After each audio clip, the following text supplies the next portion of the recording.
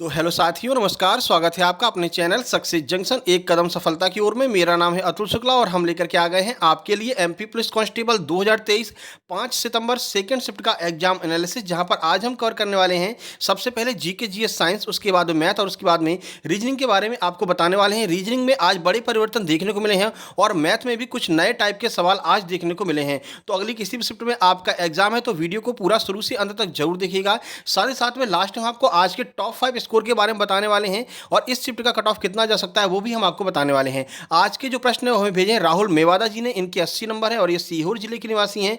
रवि कुमार बघेल जी ने भेजे हैं, यूपी बुलंदशहर के निवासी हैं। आप दोनों लोगों का बहुत बहुत धन्यवाद। आपका भी अगली किसी भी शिफ्ट में एग्जाम है तो आप अपने प्रश्नों को 7052547003 इस नंबर पर व्हाट्सएप जरूर से जरूर कीजिएगा। तो चलिए शुरुआत करते हैं। वीडियो को लाइक कर दीजिए और चैनल पर पहली बार आए हैं तो सब्सक्राइब करके नोटिफिकेशन बेल जरूर दबा लेना, क्योंकि ना केवल एग्जाम एनालिसिस बल्कि इसके बाद में आपको हम फिजिकल के बारे में भी बताने वाले हैं कि फिजिकल की शुरुआत कैसे करनी है और कैसे क्या करना है। ठीक है, तो चलिए शुरुआत करते हैं। सबसे पहले शुरू करते हैं जीके जीएस और साइंस से।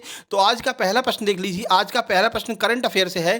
पीएम मातृ वंदना योजना में कितनी राशि दी जाती है? तो 5,000 रुपए की राशि दी जाती है। पिछले 2 से 3 दिनों से देखा जा रहा है कि योजनाओं के प्रश्न बहुत ज्यादा पूछे जा रहे हैं। ठीक है, योजनाओं के प्रश्न, कल भी एक योजना आई थी फुटपाथ वाली योजना। ठीक है, पीएम स्वनिधि योजना किससे संबंधित है? तो फुटपाथ उनसे थी। और आज जो योजना पूछी गई है वो पीएम मातृ वंदना योजना पूछी गई है, तो इसमें 5,000 रुपए की राशि दी जाती है। चलिए देख लेते हैं किसको दी जाती है। तो देखिए, गर्भवती महिलाओं और स्तनपान कराने वाली माताओं को पहले जीवित बच्चे के जन्म के दौरान 5,000 रुपए की राशि किस्तों में डीबीटी के माध्यम से बैंक में सीधे भेज दी जाती है। डीबीटी का मतलब होता है डायरेक्ट बैंक ट्रांसफर। ठीक है, तो डायरेक्ट खाते में ये 5,000 रुपए की राशि ट्रांसफर की जाती है। तो ये आपकी गर्भवती महिलाओं से संबंधित योजना है, पीएम मातृ वंदना योजना। ठीक है, चलिए आगे बढ़ते हैं। हम कोशिश करेंगे कि हम एक जो है योजनाओं की वीडियो कल सुबह आपको लेकर के आ जाए आपके लिए, क्योंकि योजनाओं से प्रश्न पिछले 3-4 शिफ्ट में देखा गया है कि हर शिफ्ट में 2 प्रश्न योजनाओं के पूछे जा रहे हैं। ठीक है, चलिए अगला प्रश्न है, बुरहानपुर की मस्जिद में कौन सी भाषा में शिलालेख मिला है? अगर आप लगातार हमारा एग्जाम एनालिसिस देख रहे होंगे तो हमने ये प्रश्न आपको 2 बार अपने एग्जाम एनालिसिस में करवाया है। उसमें हमने आपको बताया था कि संस्कृत में एकमात्र ऐसी मस्जिद है जहां पर संस्कृत में जो है शिलालेख देखने को मिला है। तो बुरहानपुर की मस्जिद है जहां पर संस्कृत में शिलालेख देखने को मिला है। देखिए, तो पूरे प्रदेश में केवल बुरहानपुर में ही शाही जामा मस्जिद मौजूद है जिसमें संस्कृत में शिलालेख लिखा हुआ है। इस शिलालेख को देखने के लिए देश और विदेश से बहुत सारे पर्यटक बुरहानपुर पहुंचते हैं कि मस्जिद में संस्कृत भाषा में शिलालेख कैसे लिखा हुआ है। ठीक है, तो चलिए आगे बढ़ते हैं, अगला प्रश्न देखते हैं। अगला है, भारतीय उद्योग परिसंघ की अध्यक्ष कौन है वर्तमान में? 2023 की बात की जाए वर्तमान में तो आर दिनेश जो है वो वर्तमान में भारतीय उद्योग परिसंघ के अध्यक्ष हैं। देखिए, तो टीवीएस सप्लाई चेन सॉल्यूशन के कार्यकारी उपाध्यक्ष आर दिनेश ने 2023-24 के लिए भारतीय उद्योग परिसंघ के अध्यक्ष के रूप में पदभार संभाला। कब के लिए? 2023-24, और 2023 वाला ही आपसे पूछा गया था। ठीक है, ऑप्शन में आपको आर दिनेश दिया गया होगा, जबकि आईटीसी के प्रबंधक निदेशक जो है संजीव पुरी को अध्यक्ष नामित किया गया है। ठीक है, तो ये कार्यकारी अध्यक्ष हैं, जो को मेन अध्यक्ष जो है वो आर दिनेश हैं।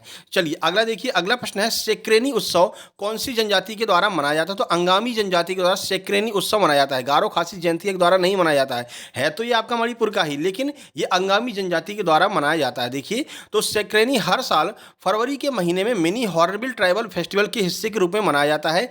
सेक्रेनी त्योहार अंगामी जनजाति का सबसे बड़ा त्योहार है और यह केंजेई के अंगामी महीने के 25वें दिन में जो है इसका आयोजन किया जाता है। तो सेक्रेनी त्योहार कौन मनाता है? अंगामी जनजाति के द्वारा यह त्योहार मनाया जाता है। चलिए देखते हैं अगला प्रश्न। काफी सारे प्रश्न हैं तो हमारी स्पीड थोड़ी सी तेज रहेगी, तो आप मैनेज कर लेना। अगला प्रश्न है, सूर्य से प्रकाश पृथ्वी तक आने में कितना समय लगता है? तो मिनट में बात करें तो 16 मिनट 6 सेकंड का समय लगता है। आपको ऑप्शन में 16 मिनट 20 सेकंड दिया गया था, तो यही आपको नियरेस्ट लगाना है। ठीक है, तो कुल मिलाकर के 16 मिनट 6 सेकंड का समय लगता है सूर्य के प्रकाश को पृथ्वी तक आने में। कुछ अन्य जानकारी देख लीजिए, तो सूर्य के प्रकाश को पृथ्वी तक पहुंचने में लगभग 8 मिनट 16.6 सेकंड। ठीक है, 8 मिनट 16.6 सेकंड, ये 8 मिनट लिख रहे हैं। ठीक है, 1 मिनट 8 मिनट 16.6 सेकंड का समय लगता है। ठीक है, ये आपको याद रखना, 8 मिनट 16.6 सेकंड का समय लगता है। अगर दूरी की बात करते हैं तो सूर्य से पृथ्वी की दूरी जो है 150.84 मिलियन किलोमीटर है। हो सकता है कि अगली शिफ्ट में आपसे सूर्य और पृथ्वी के बीच की दूरी पूछ ली जाए। ठीक है, फिर से आपको बता दे रहे हैं, सूर्य से प्रकाश को पृथ्वी तक पहुंचने में 8 मिनट 16.6 सेकंड का समय लगता है। ठीक है, चलिए आगे बढ़ते हैं। अगला प्रश्न है, भारत का पहला आर्कटिक मिशन कौन सा है? तो आपको याद होना चाहिए, भारत का पहला आर्कटिक मिशन जो है वो हिमाद्री है। कौन सा? हिमाद्री। ठीक है, तो हिमाद्री की बात करते हैं तो हिमाद्री बर्फ का निवास भारत का पहला अनुसंधान स्टेशन है जो अंतर्राष्ट्रीय आर्कटिक अनुसंधान आधार नाइसलुंड नॉर्वे में स्थित है। ठीक है, यह उत्तरी ध्रुव से 1200 किलोमीटर की दूरी पर स्थित है। इसका उद्घाटन कब किया गया था? तो 1 जुलाई 2008 को इसका उद्घाटन किया गया था। आर्कटिक की बात की गई है तो आर्कटिक में आपका हिमाद्री हो जाएगा। ठीक है, अंटार्कटिका की बात की जाती तो यहां पर आंसर चेंज हो जाता। चलिए अगला प्रश्न देखिए, एसबीआई का अध्यादेश कब पारित किया गया था? यानी किस अध्यादेश के आधार पर एसबीआई की स्थापना की गई थी? तो एसबीआई का अध्यादेश जो है वो 1955 में पारित किया गया था। देखिए, तो मई 1955 में संसद में एक अधिनियम पारित किया गया तथा 1 जुलाई 1955 को भारतीय स्टेट बैंक का गठन किया गया। 1955 में एक अधिनियम आया और 1 जुलाई 1955 को भारतीय स्टेट बैंक एसबीआई का गठन किया गया। अब एसबीआई के वर्तमान अध्यक्ष कौन है, ये अगली शिफ्ट में आपसे पूछा जा सकता है। तो दिनेश कुमार खारा जो हैं वो वर्तमान में आपके एसबीआई के वर्तमान में अध्यक्ष हैं, ये आपको याद रखना है। ठीक है, चलिए आगे बढ़ लेते हैं और अगला प्रश्न देखिए, मध्य प्रदेश में जल महोत्सव कहाँ पर मनाया जाता है? तो मध्य प्रदेश में जल महोत्सव हरवंतिया द्वीप पर मनाया जाता है। हरवंतिया टापू जो है इसको मध्य प्रदेश का स्विट्जरलैंड भी कहते हैं। देखिए, तो यह कार्यक्रम हरवंतिया द्वीप समूह में प्राचीन जल एवं अद्भुत वातावरण के बीच में होता है। जल महोत्सव मध्य प्रदेश सरकार के द्वारा आयोजित एक वार्षिक कार्यक्रम है जिसका उद्देश्य राज्य में पर्यटन को बढ़ावा देना है। ठीक है, तो राज्य में पर्यटन को बढ़ावा देने के लिए जल महोत्सव का आयोजन हरवंतिया टापू पर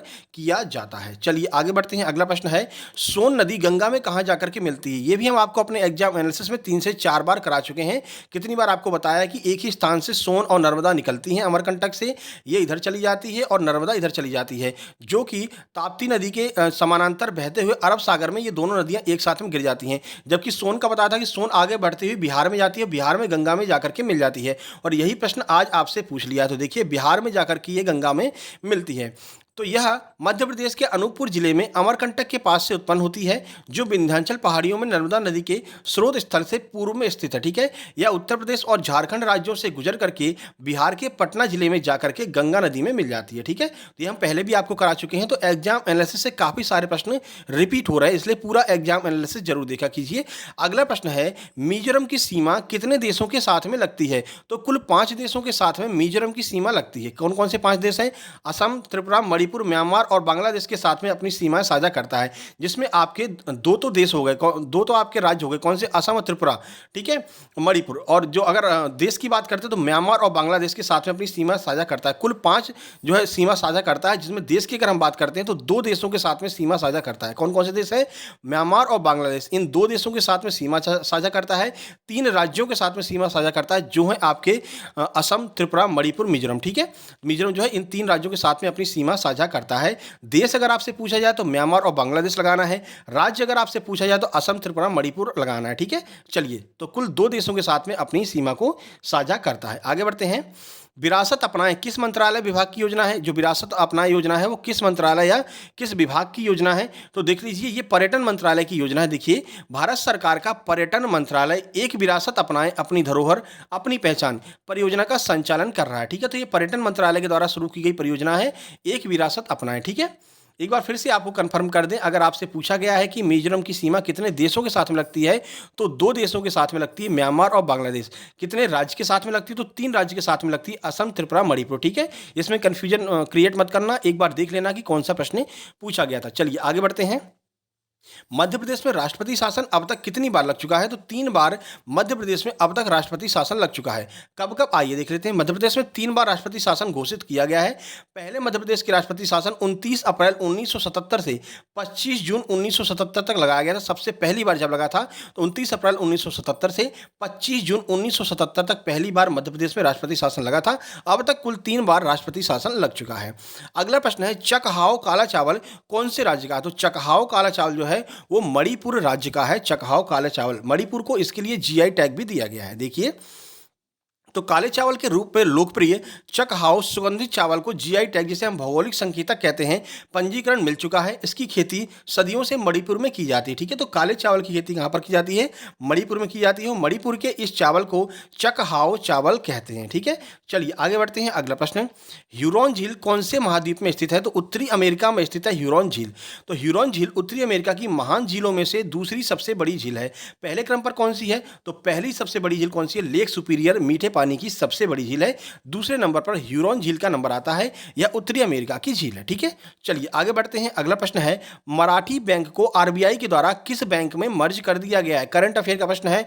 तो कॉसमॉस कोऑपरेटिव बैंक में मराठी बैंक को मर्ज कर दिया गया है। देखिए, तो आरबीआई ने मराठी सहकारी बैंक के कॉसमॉस कोऑपरेट बैंक के साथ में विलय को मंजूरी दे दी है। तो ये मराठी सहकारी बैंक था जिसको कॉसमॉस कोऑपरेटिव बैंक के साथ में मर्ज कर दिया गया है। ठीक है, और ये आपका करंट अफेयर का प्रश्न है। भारतीय रिजर्व बैंक ने द कॉसमॉस कोऑपरेटिव बैंक के साथ में मराठा सहकारी बैंक के समामेलन की स्वैच्छिक योजना के लिए मंजूरी दे दी है। यह विलय आरबीआई की घोषणा के अनुसार 29 मई 2023 से प्रभावी हो जाएगा। तो अगर डेट पूछी थी तो 29 मई 2023 को ये जो है कहा गया कि आप जो है कॉसमॉस में मिल जाइए। तो ये आपको देख लेना कि क्या पूछा गया था। डेट पूछी गई थी तो 29 मई 2023, और कौन सी बैंक में विलय किया गया? तो कॉसमॉस कोऑपरेटिव बैंक में इसको विलय कर दिया गया है।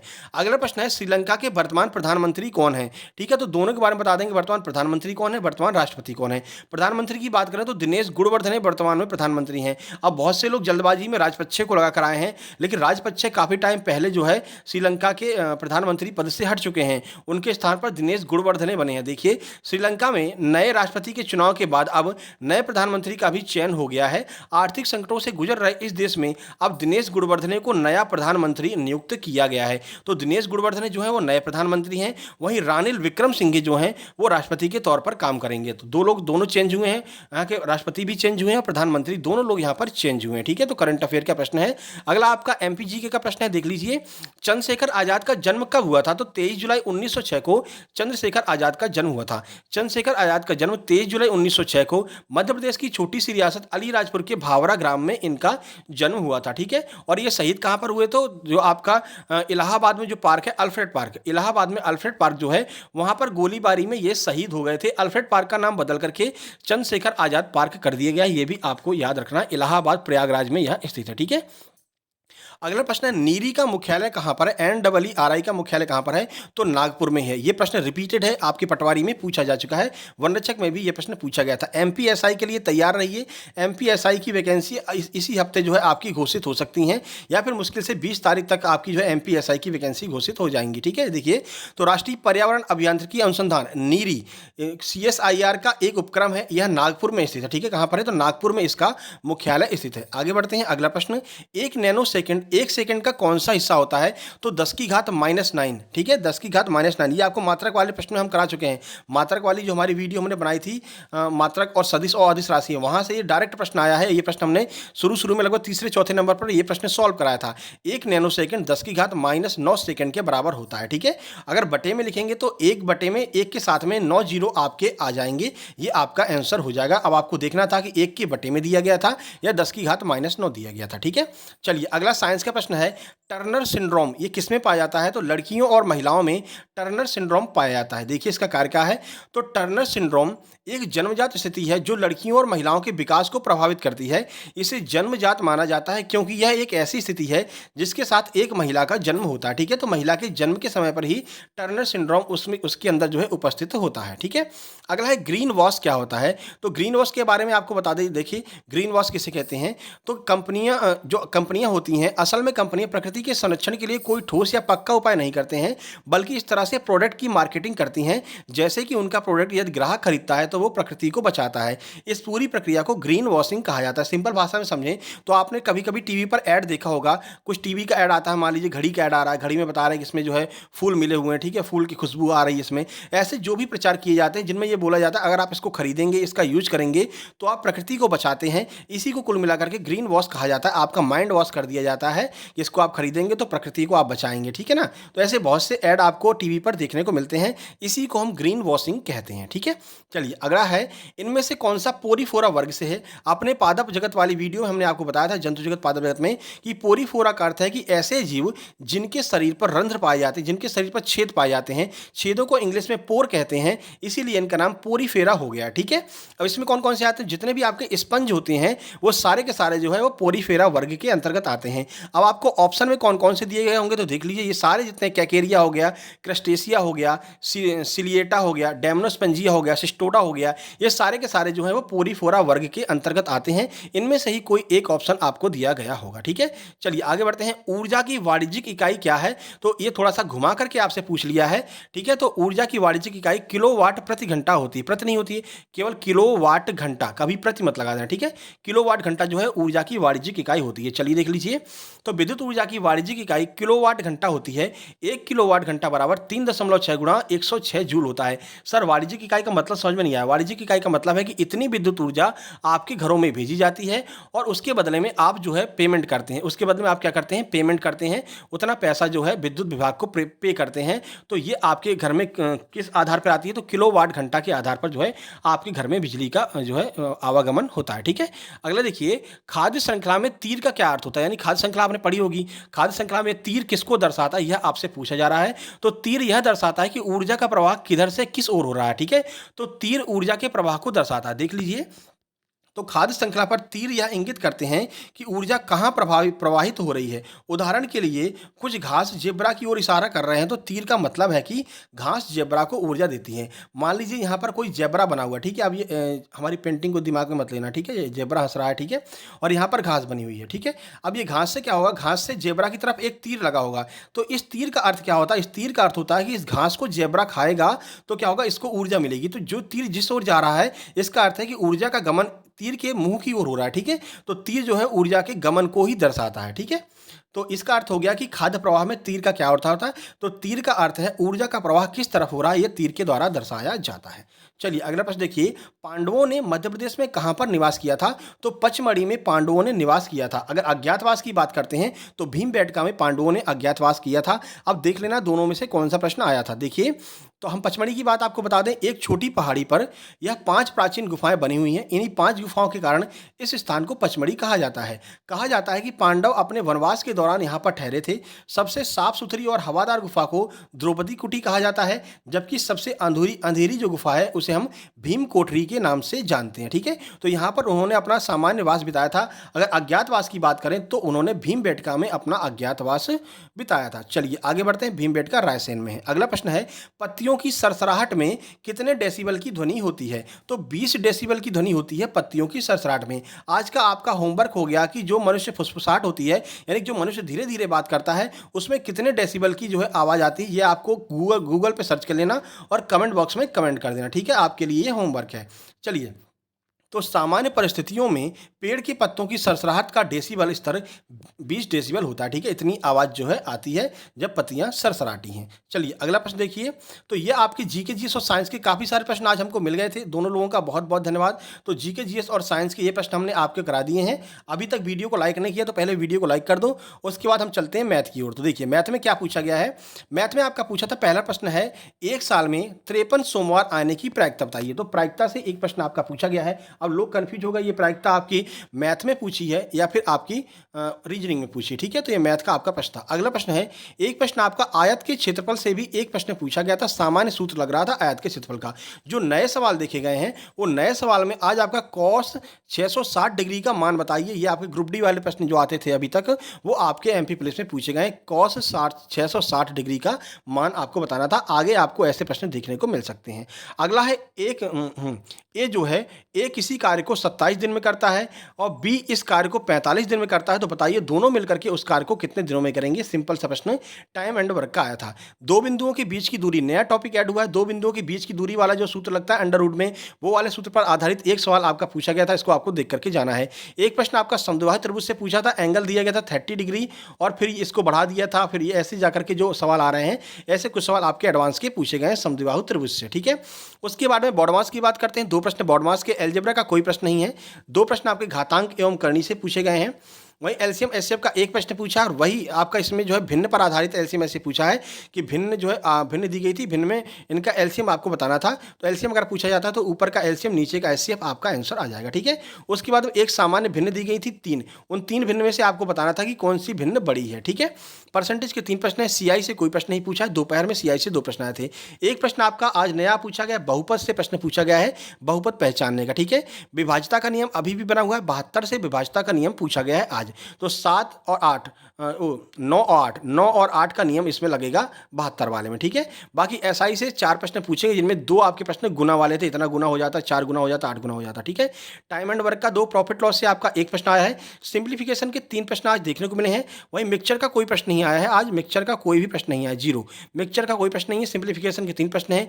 1 प्रश्न आपका एज से है। मेंसुरेशन का वही जो आयत वाला 1 प्रश्न आया था, और 1 प्रश्न आपका एवरेज स्पीड से भी पूछा गया है। रेशियो से 2 से 3 प्रश्न हैं, और 2 प्रश्न आपके ट्रेन के भी पूछे गए हैं, ठीक है। तो ट्रेन भी आपको देख करके जाना है। चलिए अब चलते हैं सीधे रीजनिंग में। तो रीजनिंग में क्या परिवर्तन देखने को मिला, देखिए। तो 1 प्रश्न आपका कैलेंडर का आया था। वो क्या आया था, तो यदि परसों के 2 दिन पहले शुक्रवार था तो कल के 1 दिन बाद कौन सा दिन होगा, यह आपसे पूछा गया, ठीक है।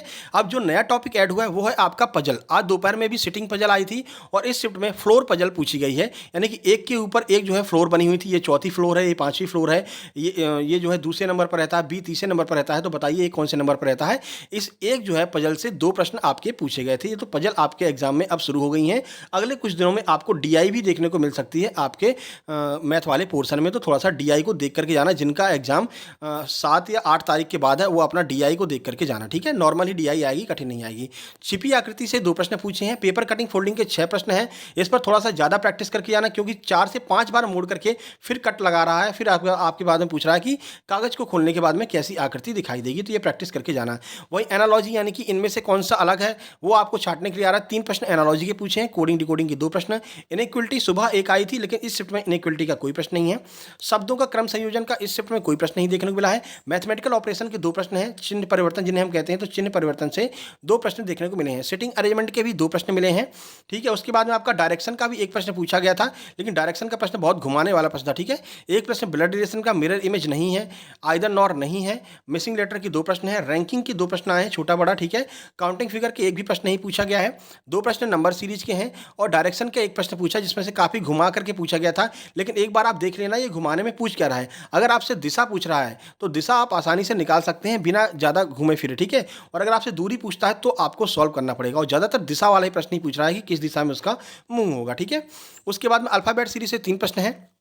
2 प्रश्न आपके वेन डायग्राम से हैं, और 2 प्रश्न आपके साइलॉग के भी पूछे गए हैं। साइलॉग का मतलब है कुछ कुत्ते बिल्ली होते हैं, कुछ बिल्ली कुत्ते हैं, बताइए कितने कुत्ते बिल्ली हैं, ऐसे करके जो प्रश्न आते हैं वो आपके साइलॉग के 2 प्रश्न हैं। कथन एवं पूर्ण धारणा से भी 2 प्रश्न पूछे गए हैं। साथ ही साथ में आपके जो ऐसे आते हैं कि आयत जो है वो मतलब कि पढ़े लिखों को दर्शा रहा है, गोला जो है खिलाड़ियों को दर्शा रहा है, और त्रिभुज जो है वो अनएम्प्लॉयड लोगों को दर्शा रहा है। तो बताइए कि कौन सा जो है अनएम्प्लॉयड लोगों को दर्शाता है, या कौन सी संख्या अनएम्प्लॉयड लोगों को दर्शाती है। ऐसे करके 2 प्रश्न इसमें से भी पूछे जा रहे हैं, तो इसकी भी प्रैक्टिस आपको करके जानी है। चलिए ओवरऑल की बात करें तो देखिए, जीके जीएस में कुल 25 प्रश्न आपके पूछे गए हैं।